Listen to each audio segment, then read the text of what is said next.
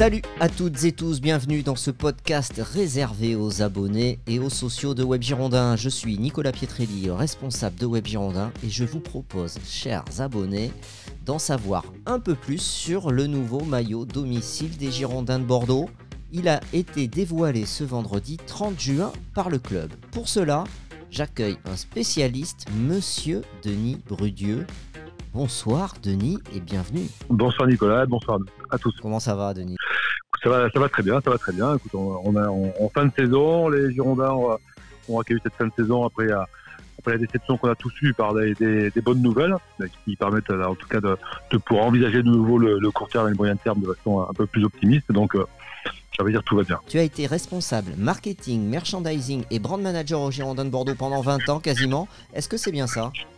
C'est ça. Alors en fait, aux Girondins, pendant 20 ans, je me suis occupé du développement de la marque au sens large, donc avec une partie brand management et développer tous les produits qui étaient dédiés autour de la marque.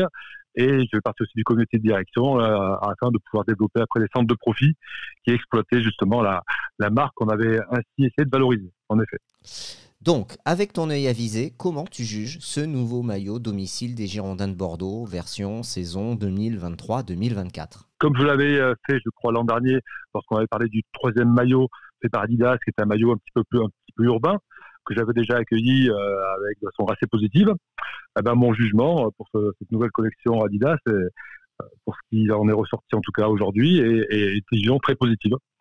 Donc, si tu veux, je peux recentrer un petit peu les enjeux et puis les fondements de la genèse d'un maillot. Oui, mais c'est quoi ? Alors, on peut commencer par le général. C'est quoi l'enjeu d'un maillot de foot pour un club de football professionnel ? C'est quoi l'enjeu des nouveaux maillots ?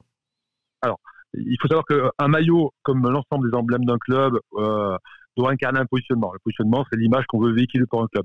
Donc, toutes les prises de parole d'un club, maillot y compris, doivent incarner ce positionnement.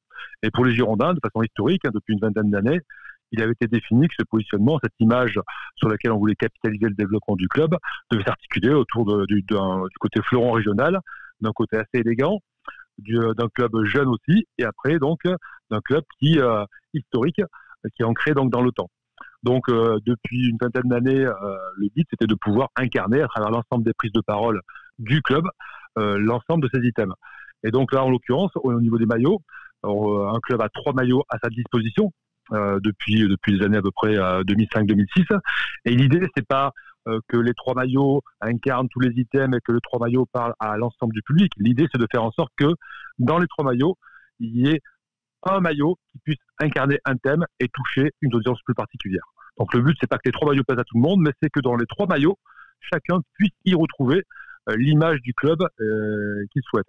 Donc en général, il est d'usage de dire que le maillot homme, le maillot de domicile, lui en général, il doit être le plus transversal possible, c'est-à-dire qu'il doit toucher, on va dire, un panel de public le plus large possible avec les items forts. Donc souvent, les items forts, c'est le côté région, le côté élégant, le côté historique. Et là, en l'occurrence, à travers ce qu'on vient de dire, on peut se rendre compte que le maillot de cette année, homme, en effet, il a bien un positionnement très transversal, donc on voit qu'il plaira à l'ensemble du public visé.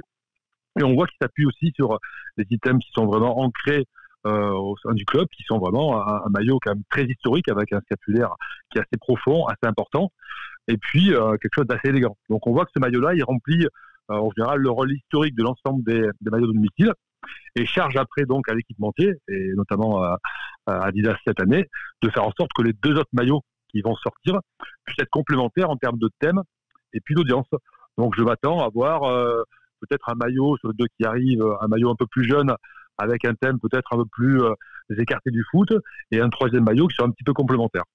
Donc voilà un petit peu d'un point de vue, on va dire, marketing, ce qu'on peut attendre des maillots, c'est-à-dire vraiment incarner l'image qu'on veut donner du club et faire en sorte qu'à travers les 3 maillots, on puisse toucher toutes les audiences. Donc ça, c'est important de le dire parce que je venais de discuter un petit peu, excuse-moi, avec juste avant qu'on discute ensemble, j'étais en échange sur Twitter avec un ou 2 supporters qui me disaient justement, oui, Denis, c'est bien, mais enfin, t'es aussi le garçon qui a lancé le maillot marine et rose, etc. Et j'essayais de leur expliquer que comme on doit toucher des cibles très larges, on fait une audience très large, que des maillots ne plaisent pas à certains, c'est une chose qui est logique, puisqu'on essaie de faire en sorte que des maillots correspondent à l'thème à des parties du public. Donc, c'est tout à fait normal que certaines franges de notre audience, notre public, n'aiment pas certains maillots. Le but, par contre, c'est que chacun puisse trouver un maillot qui lui corresponde. Donc là, on est sur le domicile, tu l'as dit, c'est fait pour toucher vraiment le fan des Girondins de Bordeaux. C'est pas fait pour élargir sur ceux qui sont pas des fanatiques du club. Voilà. Le domicile, il est censé toucher le plus de monde possible. En général, c'est le maillot sur lequel on prend pas de risque. On joue vraiment sur l'essence même du club.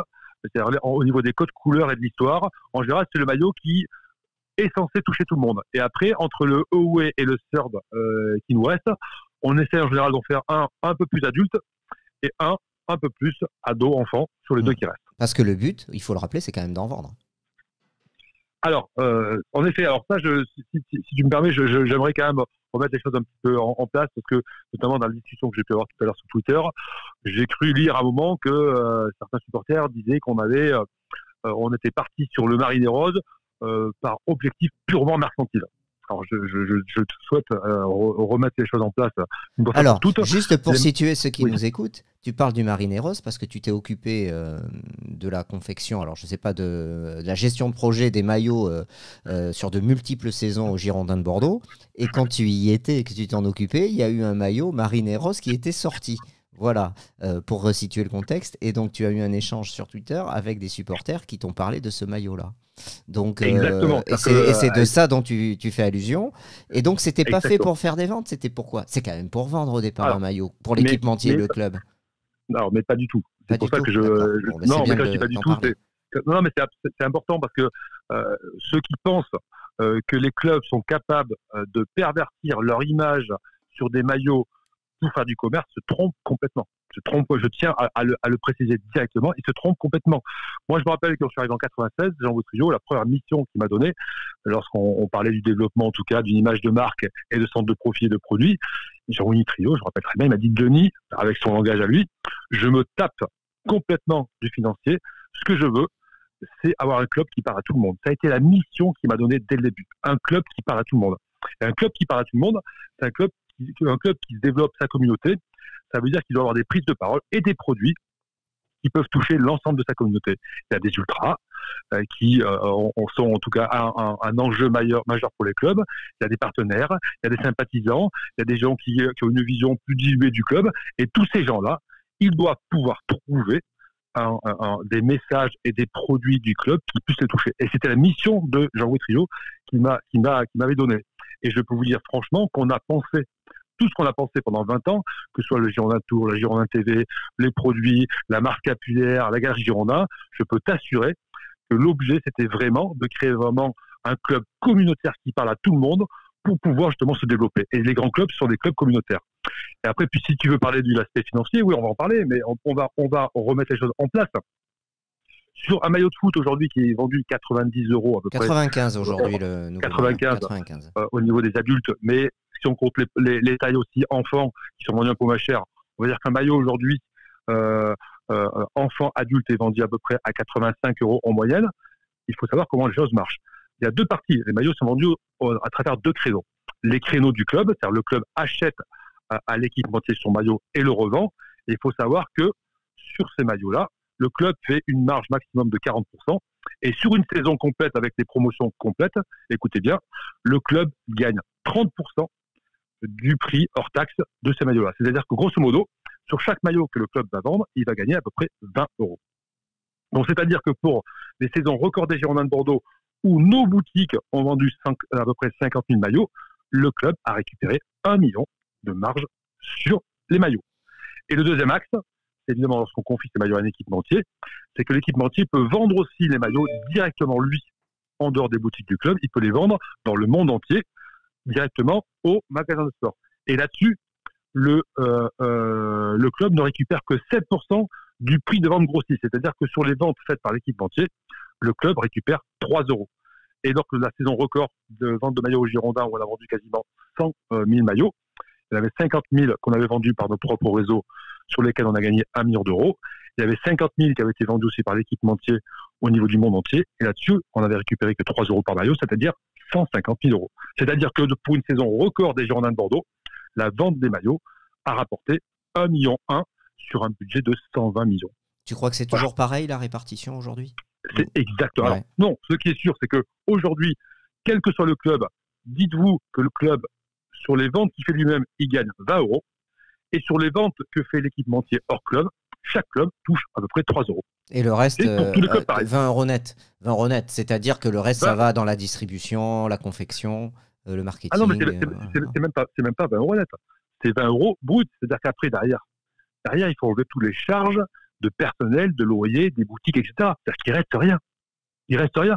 Là, moi, je vous dis, dans les années records, le merchandising du club gagnait en marge nette à peu près 2 millions, 2,5 millions en marge nette, mais les maillots prenaient une toute petite part. Donc, il faut arrêter de croire et de penser. Je sais que beaucoup de grands clubs légitiment les gros salaires qui donnent aux joueurs en disant on va les récupérer sur la vente de maillots. C'est faux.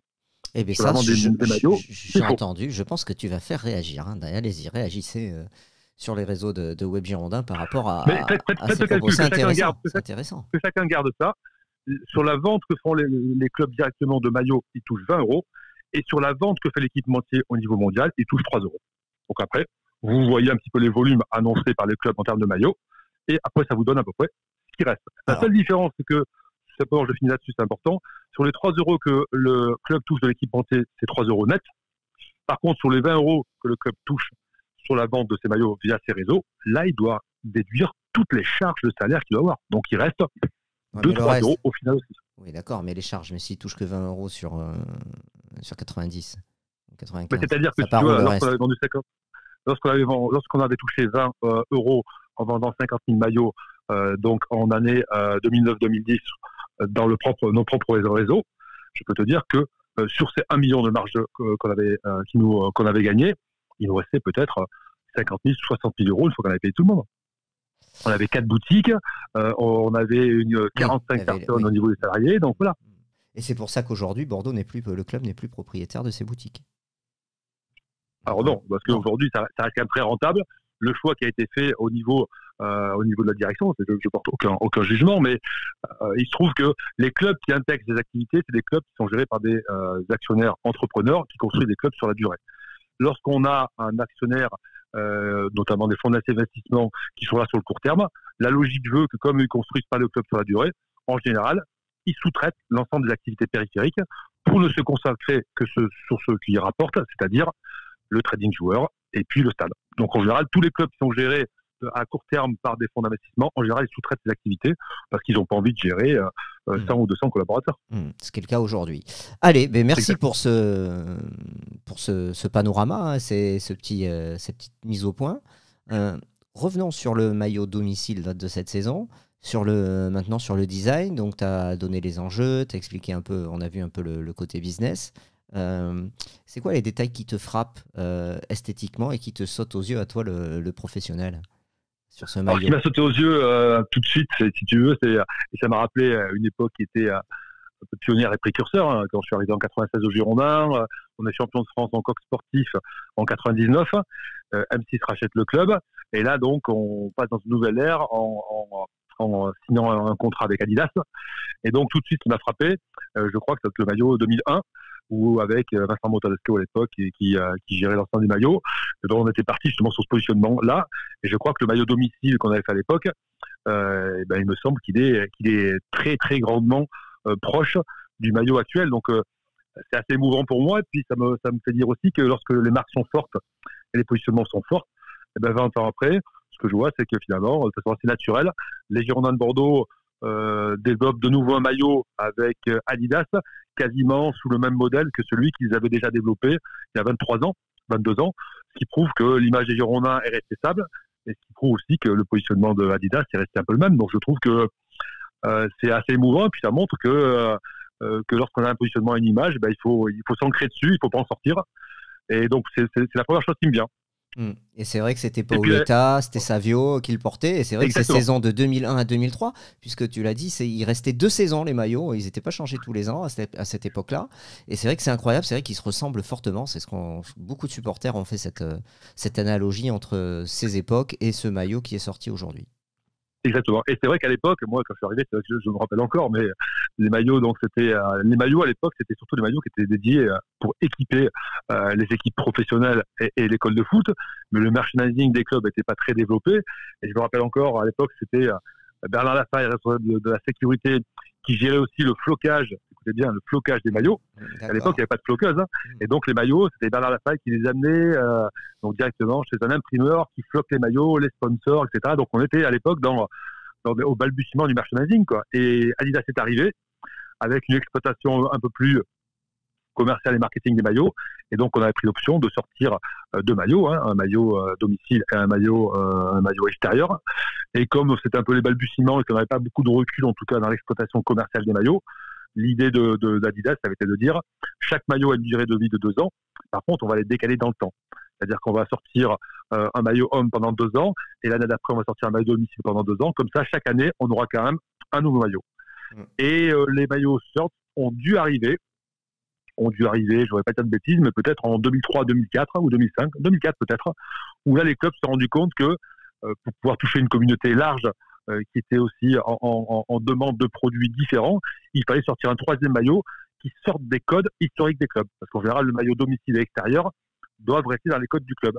Et la genèse du maillot third, contrairement à ce que les supporters, certains peuvent penser, c'est pas du tout une démarche purement mercantile.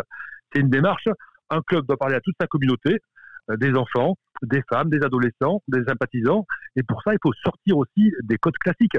Il y a un maillot qui est marine et blanc, il y a un maillot qui est blanc et marine, mais il y a aussi des gens qui ont besoin d'autre chose. Et ça a été la genèse en fait des maillots third, c'est pour raconter des histoires différentes qui sortent un peu du cadre du foot, pour toucher des gens qui ont aussi le droit d'avoir des produits différents. Et donc ça a été le début des années des maillots third. Donc voilà. Pour revenir à ce maillot domicile là qui vient de sortir, on voit le blason, logo du club au milieu.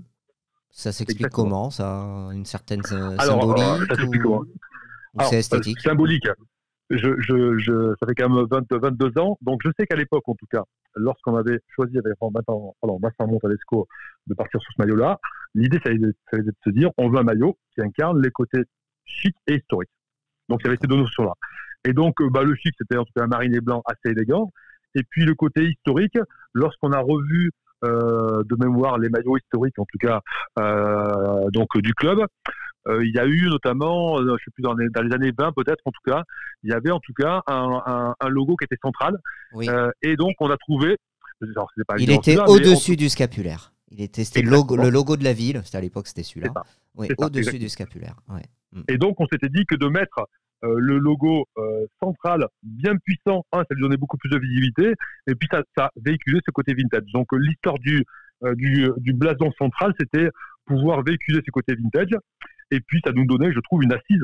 C'est-à-dire que le fait qu'on ait un scapulaire, c'est un avantage, mais une contrainte d'un point de vue, on va dire, marketing, c'est que ça nous impose après de mettre le logo au-dessus.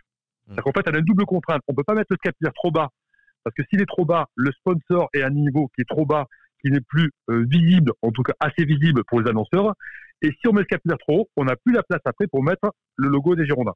Donc ça a toujours été un long combat pendant 20 ans de trouver le bon format de scapulaire pour permettre en dessous du scapulaire une visibilité optimum du sponsor et pour pas écraser au-dessus le logo du club. Et c'est vrai que cette version-là imposait un logo, un scapulaire bien plus large pour pouvoir y insérer le blason, mais je trouvais que ça donnait un côté en tout cas très vintage et surtout très puissant, très emblématique au blason. Donc moi je trouve qu'en tout cas ce maillot est vraiment très très réussi.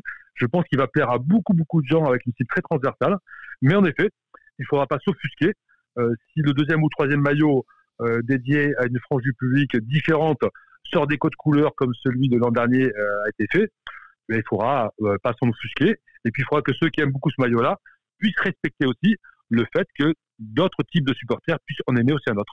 J'aimerais vraiment qu'il y ait aussi ce respect de l'ensemble des supporters du club pour dire voilà, l'important c'est que moi j'ai un maillot qui me plaise, mais il n'y a pas que moi, il y a aussi des gens qui ont un rapport avec le club qui est différent. Eh bien écoute, c'est noté Denis, est-ce que tu veux rajouter quelque chose sur le scapulaire? Tu en as parlé, il y en a qui le trouvent très beau, d'autres qui le trouvent trop gros. Mais j'ai l'impression qu'il y a plus de gens qui l'apprécient plutôt qui ne l'aiment pas sur ce nouveau maillot. Mais on conclura là-dessus. J'ai envie de dire, l'important, c'est qu'une fois que les 3 maillots seront sortis, chacun puisse dire j'ai un maillot que j'aime. les maillots sont faits pour véhiculer des thèmes et toucher des franges de public différentes. Donc, que quelqu'un met 3 maillots, c'est pas l'objet. L'important, je serais déçu, et je pense que le club serait déçu, si il y a des gens qui se disent sur les 3 maillots qui ont été développés cette année, il n'y en a aucun qui me plaît. Là, le club sera un échec. Mais voilà, donc j'ai envie de dire, bon, aujourd'hui, le scapulaire, je le trouve, il est peut-être certes un peu plus gros, mais c'est pour permettre d'y insérer dans la pointe le blason. Mais moi, j'ai envie de dire que celui de l'an dernier, le maillot homme, je l'aimais bien. Mais moi, je trouvais par contre que le scapulaire était trop bas. Je trouvais qu'il était trop bas, mais ça, c'est subjectif. Et je trouvais que le sponsor était aussi trop bas. Donc, le subjectif, j'ai envie de dire, et le design, c'est subjectif, c'est pas le plus important. L'important vraiment, et j'espère que cette année, ce sera le cas, que la collection 2023-2024, en tout cas, Puma Girondin, moi, ce que j'en espère en tout cas, c'est qu'elle touche l'ensemble de la communauté et que chacun trouve en tout cas un maillot qui lui ressemble et qui respecte l'histoire du club. Eh bien, merci Denis Brudieu d'avoir été avec nous pour nous décrypter l'enjeu sur le maillot et aussi l'enjeu business, marketing, mais aussi esthétique avec moi pour les supporters, lecteurs et abonnés de Web Girondin. Denis, on se dit à bientôt dans une émission. Nicolas. Et puis n'oublie pas, l'enjeu il n'est pas commercial, l'enjeu il est communautaire. Et je vous assure que c'est comme ça que les maillots doivent être pensés et sont pensés dans la plupart des clubs. Eh bien, comme sur Web Girondin, comme la communauté Web Girondin. C'est ça qui est important, exactement. C'est la communauté. Allez, merci, salut à tous, ciao. Merci Nicolas, au revoir à tous.